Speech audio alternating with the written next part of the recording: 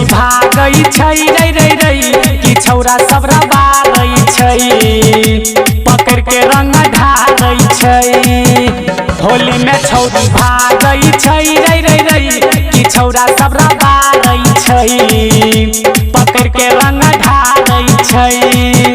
सदा के पिचकारी लगाबै रंगकारी इहो में लगाबै छै रे रे रे कि छौरी सब भागई छै रे रे रे कि छौरा सब रबारै छै पकड़ के रंग ढारै छै।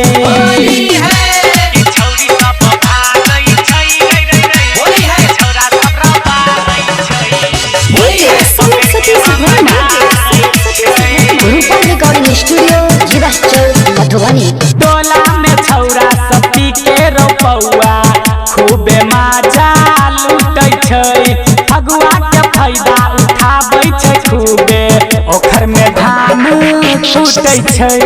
टोला में छौरा सब पी के रोपौआ खूबे मजा लूटै छै फगुआ के फायदा उठाबै छै खूबे ओखर में धान कूटै छै। डोरी में रंग लगाबै धीरे से हाथ घुसाबै कि कोरा में सुताबै छै रे रे रे। होली में छौरी भागई छै रे रे रे कि छौरा सब रबारै छै चोली में रंग ढारै छै।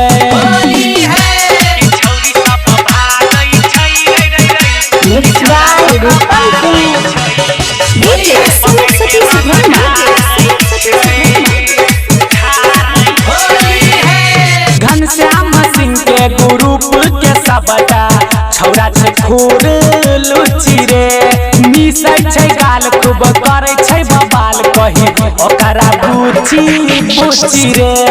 घनश्याम सिंह के ग्रुप के सबटा छौरा छै खूब लुची रे मिसै छै गाल खूब करे छै बबाल कही ओकरा बुची बुची रे। रूपम सत्यमा के दै छै छौरी चुम्मा कि संदीप के ललचाबै छै रे रे रे। होली में छौरी भागई छै रे रे रे कि छौरा सब रबारै छै पकड़ के रंग ढारै छै। रूपम रिकॉर्डिंग स्टूडियो जीवा चौक मधुबनी। Mobile number 91109636।